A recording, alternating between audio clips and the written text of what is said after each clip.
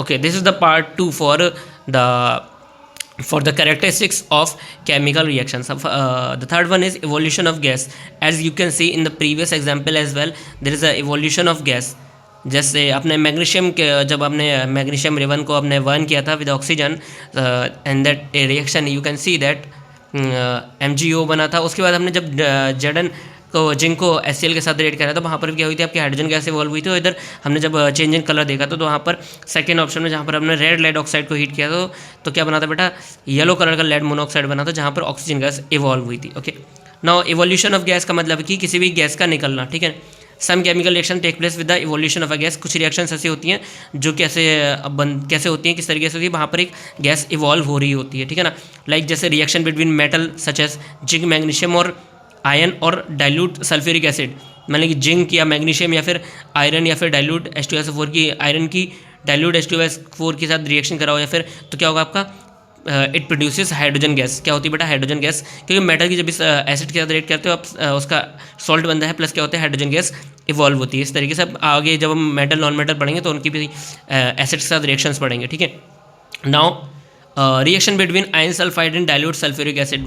Ion sulphide की अगर आप डाइल्यूट H2SO4 से रिएक्ट कराओगे क्या होगा बेटा, FeSO4 फेरस सल्फेट बनेगा, साथ में क्या होगा बेटा H2SES hydrogen sulphide gas evolve होगी। और जैसे कि आप डायग्राम में देख सकते हैं यहाँ पर, ठीक है ना, कि इवोल्यूशन ऑफ H2 गैस किस तरीके से आपकी वो बबल्स फॉर्म में बाहर की तरफ को निकलेगी, ठीक है ना। अच्छा, कुछ जो रिएक्शन है between zinc and dilute HCl क्या होता है, किस तरीके से करते हैं। जैसे कि आप एक कॉनिकल फ्लास्क लोगे, ठीक है ना, उसको किस करोगे फिट विद, अगर हम एक्सपेरिमेंट्स की बात करें तो जो लैब में करते हैं आप कि with a cock and a glass tube passing through the cock. ये हमारे लिए इतना इंपॉर्टेंट की बात नहीं है क्योंकि हमको लैब अभी इनिशियली हम लोग एक्सपेरिमेंट्स करते नहीं हैं क्लास 9th में, so we will discuss it further on. Okay, third one क्या है, इसके अंदर आपका फोर्थ वन क्या है, चेंज इन टेम्परेचर। टेम्परेचर भी चेंज होता है जैसे जैसे आप क्या करते हो बेटा, रिएक्शन कराते हो, ठीक है ना। जैसे कि टेम्परेचर चेंज होने से आप ऐसा समझ सकते हो कोई भी रिएक्शन लाइक एंडोथर्मिक या एक्सोथर्मिक होती है, जहाँ पर क्या होता है आपका या तो हीट रिलीज होती है या फिर हीट गेन होती है, एब्जॉर्ब होती है।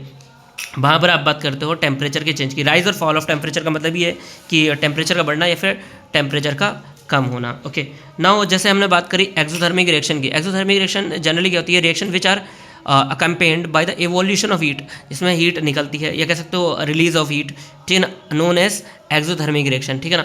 Van small amount of water is added to quicklime. अगर आप क्विकलाइम जिसको हम बोलते हैं हिंदी बोलते हैं चूना, ठीक है ना, और उसको अगर सॉलिड आप वाटर से रिएक्ट कराते हो तो क्या होता है बेटा, स्लेक्ड लाइम बनता है, कैल्शियम हाइड्रोक्साइड बनता है।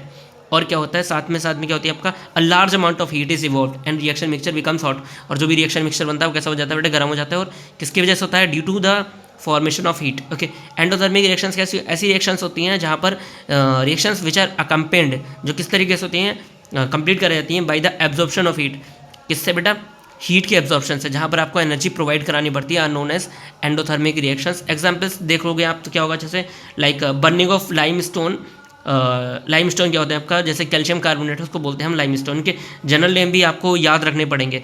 If you have to like if there is a question like describe or differentiate between exothermic and endothermic reaction, then you also have to write the chemical equation as well, and for that chemical reaction you also need to understand और need to remember the chemical names of the compounds. Okay, now heat करने पे आपका क्या बन रहा है बेटा, calcium oxide बना है, साथ में क्या है CO2 गैस। क्या हो रही है बेटा, CO2 गैस ऑब्वियसली बात है, गैस तो क्या होगी बेटा, इवॉल्व होगी। और इससे क्या होगा, अगर आपका हीट आपको देनी पड़ रही है तो ऑब्वियसली बात है क्या हो, lots of heat which causes, अगर क्या है बर्निंग ऑफ लाइमस्टोन रिक्वायर्स, इसमें बहुत सारी हीट की रिक्वायरमेंट होती है, जिससे क्या होता है बेटा, फॉल ऑफ टेम्परेचर। टेम्परेचर क्या होता है रिएक्शन के दौरान क्या होता है, डिक्रीज करता है, ठीक है ना। अच्छा, और उसमें क्या होता है, अगर आप बात करोगे कि इसमें हॉट हो रहा है, वहाँ पर क्या होगा बेटा, राइज होगा टेम्परेचर। ऑब्वियसली बात है जब आप हीट रिलीज होगी तो टेम्परेचर बढ़ता ही है। अच्छा, अगर हम बात करें कि और कैरेक्टरिस्टिक्स की बात करो, जैसे फॉर्मेशन ऑफ प्रेसिपिटेट। अच्छा, फॉर्मेशन ऑफ प्रेसिपिटेट के लिए आपको ये जानना पड़ेगा कि प्रेसिपिटेट होता है क्या होता है। जैसे फॉर्मेशन ऑफ प्रेसिपिटेट करती हैं कुछ रिएक्शंस, उसमें होता क्या, जैसे कि प्रेसिपिटेट होता क्या, अब precipitate is an insoluble solid substance produced on mixing two solution. अगर दो सॉल्यूशन आपस में मिक्स कर रहे हो आप तो क्या बनता है, एक कैसा सॉलिड बनता है जो कैसा होता है, इनसॉल्युबल होता है। किसमें बेटा, मिक्सचर में, गिवन मिक्सचर में अगर दो सॉल्यूशन आपस में मिक्स कर रहे हो। जैसे कि हमने लेड नाइट्रेट जो कैसा है बेटा एक्वस, और क्या है उसके साथ में पोटेशियम आयोडाइड जो कैसा बेटा वो भी एक्वस है। दोनों ही क्या है, सॉल्यूशंस है, तो एक्वस है मतलब वाटर में बनाए गए, और दोनों को अगर मिक्स करते हो आपस में, ठीक है ना, तो क्या बनता है, PbI2 का क्या बनता है बेटा, येलो प्रेसिपिटेट बनता है, ठीक है ना। विद साथ में क्या आपका पोटेशियम नाइट्रेट बनता है एक्वस सॉल्यूशन में, ठीक है ना। अगर आप देखना चाहो तो किस तरीके से रिएक्शन हो रही होगी, जैसे कि लेड आयोडाइड जो आयोडीन है वो किसके साथ बेटा लेड के साथ मिल जाएगा जाके, ठीक है ना। एक तरीके से कह सकते हो आप डिस्प्लेसमेंट डबल डिस्प्लेसमेंट रिएक्शन सकते हो, उस तरीके से ये एक रिएक्शन अभी आगे हम देखेंगे किस तरीके से होती है डबल डिस्प्लेसमेंट रिएक्शंस, ठीक है। सेकंड अगर आप देखोगे एग्जांपल क्या देखा आपको, when silver nitrate solution is mix with sodium chloride solution white precipitate of silver chloride is formed.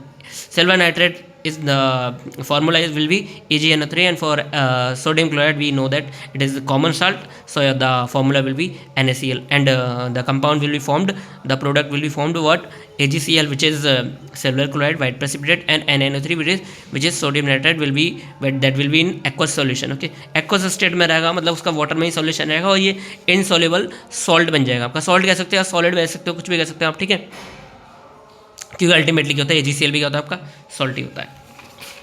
And now we are going to discuss chemical equations in the next part.